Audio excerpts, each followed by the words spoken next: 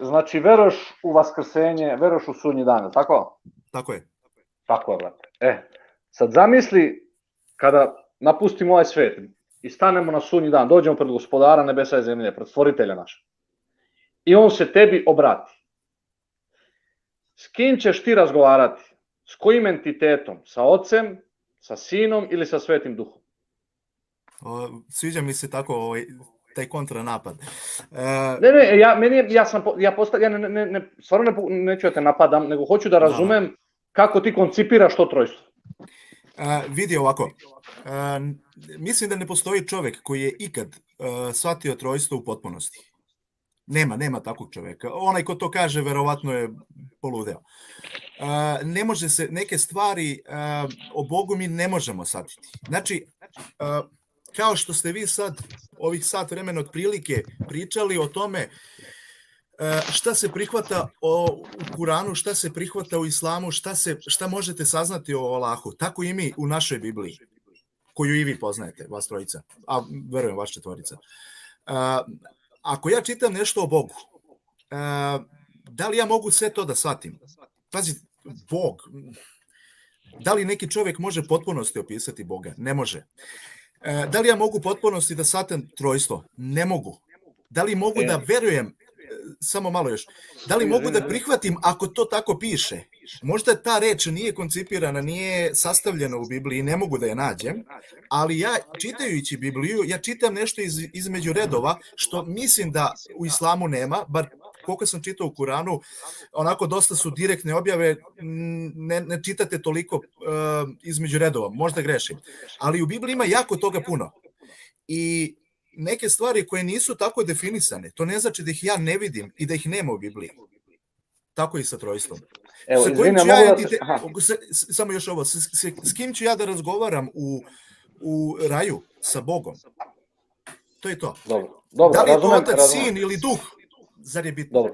Evo, samo još nešto da dodam. Znači, ako ti se u stvari, i to većina hrišćana radi, to sam primetio, vi vašu veru bazirate na nedvosmislenim između redova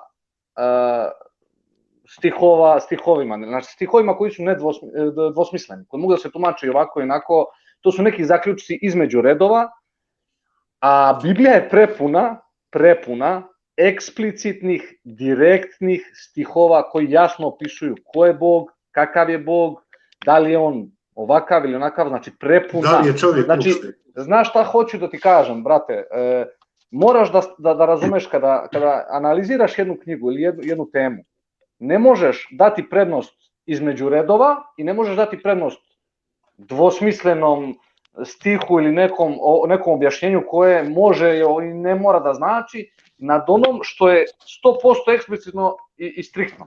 Znači to nije jednostavno logički tačno. S druge strane, pa tebi sam Stari Zavet, bilo gde da pročitaš, bilo koji, otvori ovako Stari Zavet, gde god da pročitaš, ćeš vidjeti apsolutnu jednoću Boga. I ne samo jednoću, nego on kaže da je on sam. A šta znači biti sam? Znači da nemaš nikakvu ličnost pored sebe.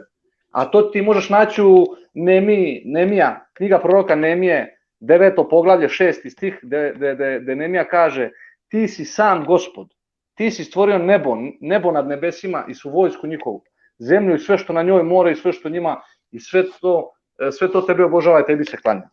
Znači ovo je islamski stav, ovo je islam u Starom Zavetu. Znači on kaže: ti si sam Gospode. Znači ako je on sam, on je apsolutno jedinstveni sam, potpuno unikatan. Ja razumem tebe i tvoj pogled, ali opet vidiš koliko je to nedorečeno, koliko je to na staklenim nožicama. Znači to nije jako ubeđenje, nemaš dokaz da se... Znači, da ne možeš da ga pustiš. Ja bih dodao nešto ako smijem. Brate Mikloše, sad ćete imati repliku. Brate po Adamu Mikloše, i naša knjiga se može čitati pomeđu redova. Svaka knjiga se može čitati pomeđu redova. Ima tu stih u Koranu gdje Allah subhanahu wa ta'ala upozorava na to da su određeni stihovi mogu se tumačiti, pa se pazi tih ljudi, parafraziram, pa se pazi tih ljudi koji tumače stihove. Znači, ako ja želim da nađem trojstvo, ja ću ga naći u Koranu.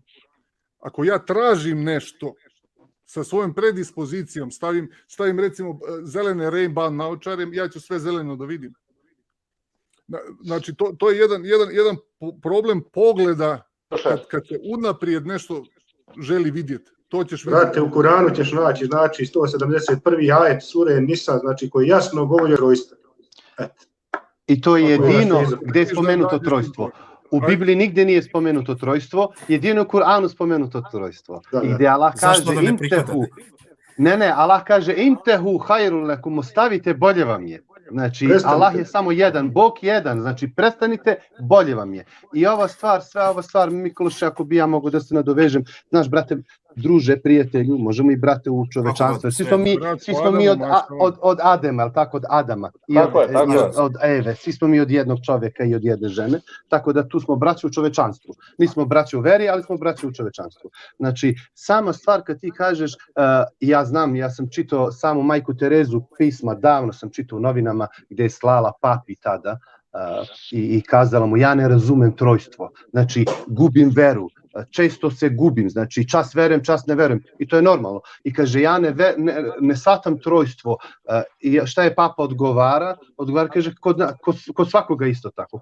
Ko što si ti rekao, niko ne razume trojstvo.